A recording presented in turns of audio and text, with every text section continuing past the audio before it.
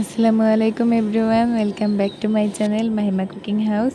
আজকে আমি আপনাদের তৈরি করে দেখাবো 3 ধরনের সবজি দিয়ে একটা ভাজি, পটল, কাঁকরোল আর আলু দিয়ে একটা ভাজি তৈরি করে দেখাবো। আশা করি আজকের এই ভাজি রেসিপিটা আপনাদের অনেক উপকারে আসবে। আর রেসিপিটি শুরু করার আগে আপনাদের বারবার আমি বলছি, আপনারা প্লিজ আমার চ্যানেলটা একটু সাবস্ক্রাইব করে দেবেন। আপনারা অনেকেই আমার চ্যানেলে ভিডিও দেখে চলে যান বাট সাবস্ক্রাইব করেন না। প্লিজ সাবস্ক্রাইব করে দেবেন আর একটি লাইক করে দেবেন।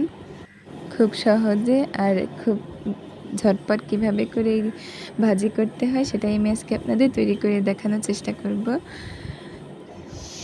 প্রথমে আমি একটি কড়াইয়ে তেল, পেঁয়াজ কুচি আর কাঁচামরিচ পরিমাণ মতো দিয়ে নিলাম।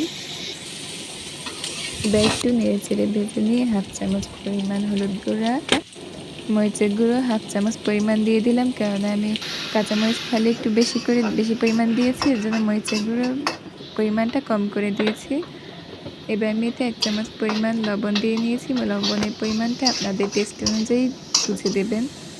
এবার একটু মশলাটাকে কষে নিয়ে ভালোভাবে এর ভিতরে আমি একটু টমেটো কুচি দিয়ে দিচ্ছি। এবার ভালোভাবে একটু নেড়ে চেড়ে নিলাম। এখন আমি এতে কাঁকরোল, পটল আর আলু লম্বা লম্বা করে কুচিয়ে রেখে নিয়েছি, সেটা আমি এখন এই মশলার ভিতরে দিয়ে ভালোভাবে মশলাটাকে কষিয়ে নিব। এই ভাজি পটলের সঙ্গে ভালোভাবে উল্টে পাল্টে নেড়ে চেড়ে নিয়ে আমি পরিমাণ মতো সেদ্ধ হওয়ার জন্য যতটুকু পানি দরকার ততটুকু পানি দিয়ে ঢাকনা দিয়ে ঢেকে দিচ্ছি। কিছুক্ষণ পর পর আমি ঢাকনা উঠিয়ে একটু নাড়াচাড়া করে নিয়েছি।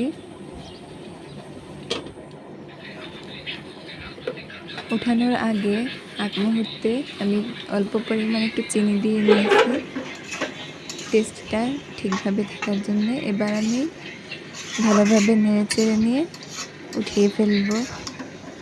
আর আপনারা কাঁচা ঝালের পরিমাণটা যদি বেশি দেন তাহলে মরিচের গুঁড়ো দেওয়ার দরকার নেই, আর যদি মরিচের গুঁড়োটা দেন তাহলে কাঁচা ঝালের পরিমাণটা একটু কম করে দিবেন।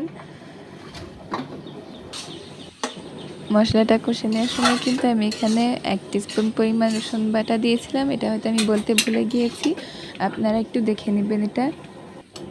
এবার আমি এটা উঠিয়ে নিচ্ছি। তো রেসিপিটি কেমন লাগলো অবশ্যই কমেন্টের মাধ্যমে জানাবেন, আর আপনারা প্লিজ একটু বেশি বেশি শেয়ার করে দিবেন ভিডিওটি, আর ভালো লাগলে সাবস্ক্রাইব করবেন এবং লাইক করে দেবেন। সবাইকে এবারের মতো বিদায় জানিয়ে আজকের ভিডিওটি আমি এখানেই শেষ করছি। সবাই ভালো থাকবেন, সুস্থ থাকবেন, আর ভিডিওতে যদি কোনো ভুল ত্রুটি থাকে ক্ষমা সুন্দর দৃষ্টিতে দেখবেন। সবাইকে বিদায় জানিয়ে এবারের মতো ভিডিওটি শেষ করলাম। আল্লাহ হাফেজ।